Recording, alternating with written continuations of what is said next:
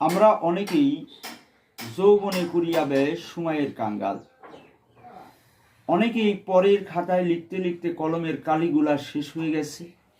নিজের খাতায় লেখার সময় এসে গেছে, বাজান কলমে কালি নেই, ধাতুটা পানির মতো পাতলা।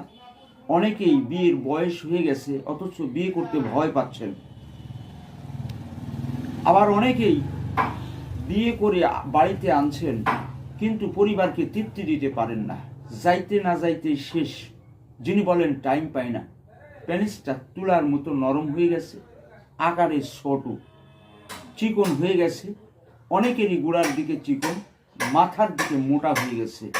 অনেকেই বিভিন্ন নামি নামি দামি দামি কোম্পানির ওষুধ, বড়ি, ট্যাবলেট, ক্যাপসুল খেতে খেতে তিক্ত বিরক্ত হয়ে গেছেন, ভালো ফলাফল পাচ্ছেন না। তাহলে কি করবেন? একটু লক্ষ্য করেন। আমি কবিরাজ এনামুল ভাই, মানুষের কল্যাণের জন্য কবিরাজি শিখছি। বাজান ধনী হবার জন্য নয়, কোটিপতি হবার জন্য নয়, গাড়ি বাড়ি করার জন্য নয়, মানুষের কল্যাণের জন্য কবিরাজ হয়েছি। তবে আমি একটি গাছের সিদ্ধান্ত আজকে আমি আপনাদের দিব। যারা জীবনে পুরিয়া ব্যয় সময়ের কাঙ্গাল, বিভিন্ন অশান্তিতে ভুগছেন, আপনার দাম্পত্য জীবনকে সুখী যদি করতে চান, এই যে দেখেন একটি গাছ, গাছটার নাম হলো বাবা আলকুশির গাছ। এই আলকুশি যখন গাছে এই ঝোপাগুলা পাকবে, কি করবেন? গাছ থেকে নামাইবেন, সুন্দর করে ওই ফলগুলা ছিলবেন। ওর ভিতর থেকে সিমের বিচির মতো ছোট ছোট বিচি বের হয়। এই বিচিগুলা কি করবেন? সুন্দর করে রোদ্রে আগে শুকাইবেন। শুকানোর পর এই বিচিগুলা বাজান 1 কেজি পরিমাণ বিচি 4 কেজি দুধ দেয়া এটা সুন্দর করে জাল করতে থাকবেন। যখন এই দুধগুলা শুকিয়ে যাবে, বিচিগুলা ওখান থেকে বের করবেন। উপরের এই বিচিগুলার উপরের চোঁচাগুলা ছিলে ফেলবেন, ভিতরে শ্বাসটা নেবেন। এই শ্বাসটা একটু রোদ্রে শুকাইবেন। শুকানোর পরে হম্বল দস্তায় সুন্দর করে একটু চূর্ণ করবেন, পাউডার তৈরি করবেন। হম্বল দস্তা না থাকলে শিলপাটায় সুন্দর করে বাঁটবেন। বাঁটার পরে কি করবেন?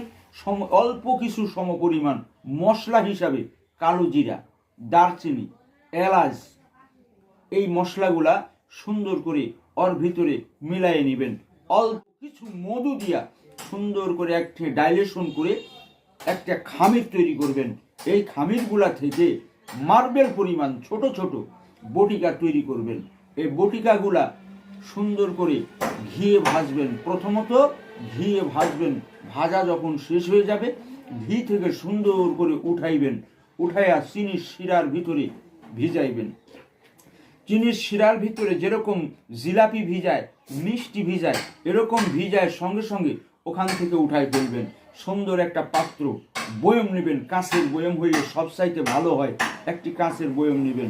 এই বয়মের ভিতরে আধা বয়ম পরিমাণ মধু দিবেন।